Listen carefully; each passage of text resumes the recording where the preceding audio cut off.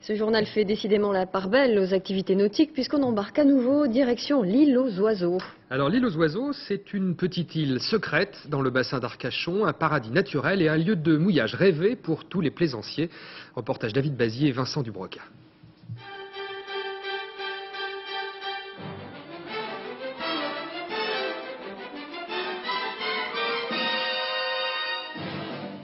Larguer les amarres, souk et ferme, en avant toutes, c'est l'appel du grand large pour les plaisanciers d'Arcachon.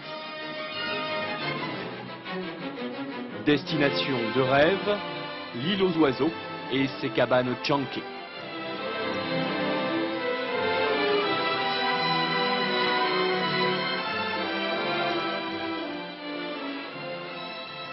L'île paradisiaque est à un quart d'heure du port. C'est peut-être pour ça qu'il y a tant de vocations de Captain Cook pour venir mouiller ou barboter dans le fin du bassin d'Arcachon.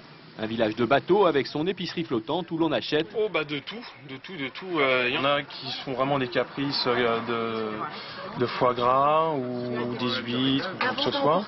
Il est si sympa l'épicier. Les gobelets sont en plastique, mais c'est tellement mieux que Saint-Trope, le Luberon ou Monte-Carlo. Je trouve ça très très agréable et très sympa. Et j'adore être là, donc je viens régulièrement et j'adore ça. Suite de l'escapade à bord d'une pinasse. Ce bateau traditionnel d'Arcachon est maintenant un taxi qui emmène les regards à la découverte des rivages moins connus de l'île. Une forêt de curieuses cabanes, l'île se dévoile mais n'espérait pas la conquérir. C'est toujours un peu difficile de l'approcher. C'est ce qui en fait tout son charme et c'est ce qui la préserve aussi. S'il y avait des tracts, des trucs pour... l'île serait envahie et nous on veut pas ça. Inaccessible à moins de progresser derrière Philippe Lurie. Cet ostréiculteur a passé une enfance de Robinson sur l'île. Le guide idéal à travers une végétation sans chemin.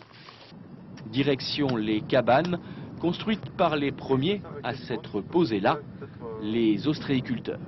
Comme bien sûr avant tout se faisait à la rame, ça leur permettait de partir depuis l'île tranquillement sur leur parc situé à proximité de l'île.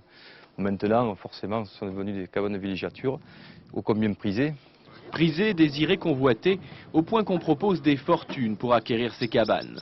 Les ostréiculteurs essayent de résister. Pour vivre heureux, vivons cachés, quitte à être méfiants envers les visiteurs. Je vois que vous avez des jumelles, c'est pourquoi? Pour voir les espions. Pour voir les espions. Enfin, si on peut faire quelque chose, le jour où on avance, ce sera un ostréiculteur. Un gars du métier. D'accord. Faut pas perdre la tradition. La marée ordonne le moment du départ, la marée, qui rend les visites éphémères pour que brille encore le trésor de toute une profession.